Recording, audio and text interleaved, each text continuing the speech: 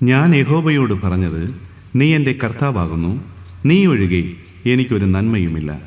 ഭൂമിയിലെ വിശുദ്ധന്മാരോ, അവർ എനിക്ക് പ്രസാദമുള്ള ശ്രേഷ്ഠന്മാർ തന്നെ. അന്യദേവനെ കൈക്കൊള്ളുന്നവരുടെ വേദനകൾ വർദ്ധിക്കും. അവരുടെ രക്തപാനീയ ബലികളെ ഞാൻ അർപ്പിക്കുകയില്ല. അവരുടെ നാമങ്ങളെ എൻ്റെ നാവിന്മേൽ എടുക്കുകയുമില്ല. എൻ്റെ അവകാശത്തിൻ്റെയും പാനപാത്രത്തിൻ്റെയും പങ്ക് യഹോവയാകുന്നു. നീ എനിക്കുള്ള ഓഹരിയെ പരിപാലിക്കുന്നു. സങ്കീർത്തനങ്ങളുടെ പുസ്തകം 16-ാം അധ്യായം 2 മുതൽ 5 വരെയുള്ള വാക്യങ്ങൾ.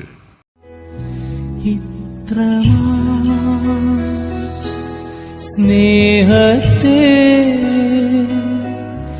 എത്ര